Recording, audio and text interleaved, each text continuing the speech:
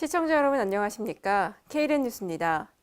국토교통부와 서울시가 주택시장 안정과 서민 주거복지를 강화하기 위해 정책협의체를 개최했습니다. 이날 회의에서 국토부와 서울시는 주택시장의 안정을 최우선 과제로 삼고 협력 대응해 나가기로 합의했습니다. 이를 위해 주택시장에 영향을 줄 수 있는 각종 개발 사업의 시장 영향력을 공동으로 점검하고 주요 개발 계획을 발표하기 전에 양 기관이 내용을 공유 관리하기로 했습니다.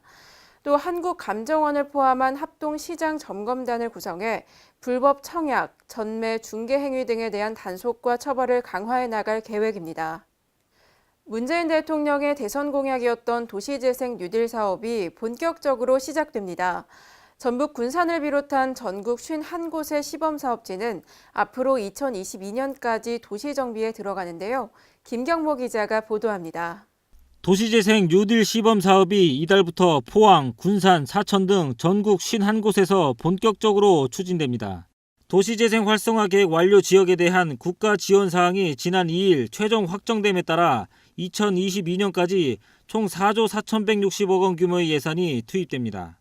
도시재생 사업은 중심 시가지 및 근린재생 사업과 주거지 재생, 우리 동네 살리기 등 크게 4가지 유형으로 구분됩니다. 경북 포항의 경우 폐교 부지를 활용해 문화예술 공방을 조성하고 세종조치원엔 철도 부지에 지역대학과 함께하는 창업교육센터를 설치합니다. 전북 군산에서는 버려진 수협 창고를 청년창업 공간과 도시재생센터로 새 단장할 계획입니다. 군산 수협은 군산 하구트 건설로 인해서 바다 퇴적으로 인해서 바다 수심이 낮아짐으로써 항만 기능이 쇠퇴하게 되었습니다. 그러다 보니까 옛날 어펀장 기능이 기능을 상실되게 되고, 그러다 보니까 15년 이상 이제 아무런 용도도 없이 방치되어 있던 건물이었습니다. 그래서 우리 시는 도시재생 어울림 플랫폼을 조성하고 1층에는 커피숍, 빵집, 특산물 판매점 등을 좀 시켜서 일자리 창출은 물론 침체된 지역 경제를 활성화시키고자 도시재생 사업을 추진할 계획입니다. 국가 예산 확정에 이어 사업 심의 권한을 위임받은 도시재생 실무위원회가 본격적으로 운영되면 도시재생 사업에 속도가 더욱 붙을 것으로 전망됩니다. KLN 뉴스 김경모입니다. 충청남도가 교통사고로부터 안전하고 행복한 충남을 만들기 위해 업무 협약을 체결했습니다. 이번 협약은 교통사고를 예방해 도민의 생명과 재산을 보호하고 전국 평균을 웃돌고 있는 교통사고 사망자를 줄이기 위해 체결됐습니다. 충청남도는 경찰청, 교통안전공단 등 유관기관과 함께 교통문화지수를 높이고 교통사고를 예방하기 위한 장비와 인력, 물자를 상호 지원하는 등의 협업체계를 구축할 방침입니다. 양승조 충남도지사는 최근 교통사고로 인한 사상자가 많이 발생하고 있다며 이번 협약을 발판 삼아 각 기관과 함께 교통사고 사망자 절반 줄이기에 혼신을 다할 것이라고 말했습니다. 전라북도가 스마트팜 혁신밸리 조성지로 선정됐습니다. 이에 따라 김제시 백구면 일대에 오는 2021년까지 1,600억 원을 들여 한국형 스마트팜 실증단지를 비롯해 임대형 스마트팜 전문 교육기관 등이 들어설 예정입니다.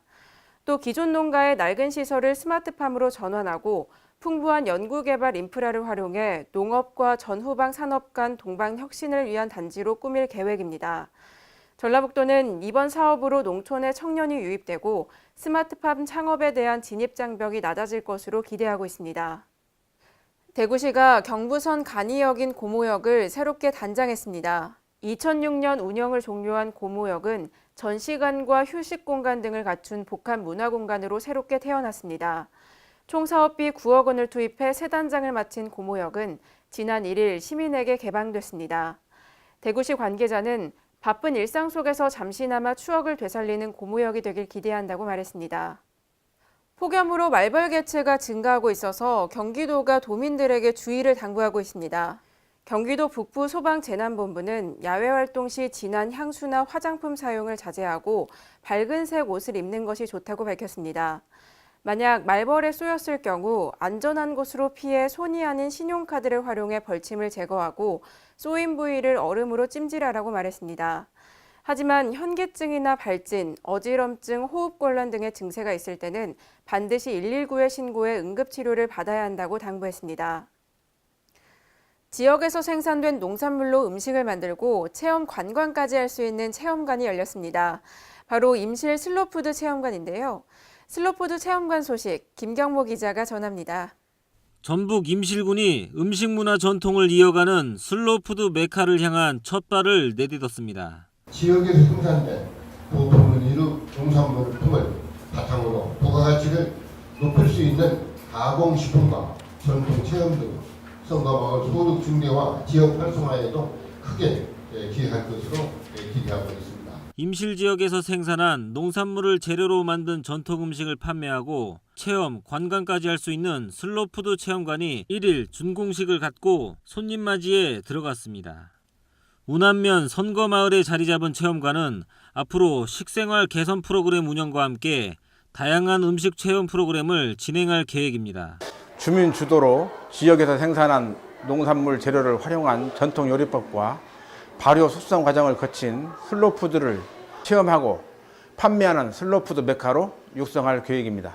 임실군은 이번에 신축한 슬로푸드 체험장과 더불어 주민 역량 강화 교육, 체험 프로그램 및 상품 개발 등을 통해 슬로푸드 마을 조성 사업의 주민 중심형 모델을 선보일 방침입니다. 선거마을 화이팅! KLN 뉴스 김경모입니다. 오늘의 브리핑입니다. 그동안 행정안전부 자체적으로 운영하던 폭염대책본부가 범정부 폭염대책본부로 격상됐습니다. 범정부 폭염대책본부는 행정안전부와 보건복지부, 산업통상자원부 등 8개 부처와 기상청, 소방청 등이 참여합니다. 행안부는 재난안전특별교부세를 추가로 지원할 계획이고 폭염에 대응하기 위한 매뉴얼을 마련할 방침입니다.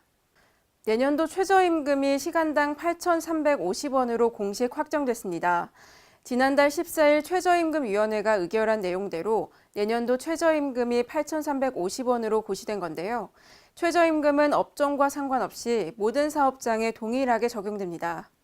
지난해 9월 경기도 최초로 개소한 안양시 복지콜센터가 복지 사각지대를 해소하는 창구로 자리 잡고 있습니다. 안양시 복지콜센터는 하루 평균 80건의 복지 상담을 통해 도움이 필요한 261가구를 발굴하고 생계비, 의료비, 주거비 등을 지원했습니다. 상담 유형별로는 저소득, 노인, 아동, 여성, 주거복지 순으로 문의가 이어지고 있습니다. 전라남도가 수산자원을 보호하고 안정적인 조업을 보장하기 위해 여름철 불법 어업 단속을 실시합니다. 8월 한 달 동안 시행되는 이번 단속을 통해 어업 기초 질서를 확립할 예정입니다. 이번 단속은 조업 금지 구역 위반, 변형 어구 사용, 어업 허가 조건 위반 등 다양한 유형의 불법 조업을 대상으로 실시됩니다. 경상북도가 우수수산물의 판로를 확대하기 위해 지방자치단체 최초로 대형마트에 수산물 전용 안테나숍을 마련했습니다. 수산물 전용 안테나숍에는 28개 업체, 130여 개 품목이 입점돼 올해 12월까지 제품 판매와 소비자 반응도 테스트를 받게 됩니다. 이를 통해 경상북도는 제품 개선 방안 등을 모색하고 수산업의 6차 산업이 미래 성장 산업으로 자리매김할 수 있도록 지원을 아끼지 않을 계획입니다. 제주시 보건소가 저소득층 정신질환자의 지역사회 적응을 돕기 위해 제공하는 정신질환자 복지 서비스를 확대합니다. 정신질환자 복지 서비스는 중위소득 150% 이하의 정신질환자에게 취업 자린 촉진비와 의료비를 지원하는 사업인데요. 기존에는 6개월 이상 취업을 유지해야 취업 자립 촉진비를 지급했으나 앞으로는 기간을 3개월 이상으로 단축해 지원 대상을 확대하기로 했습니다.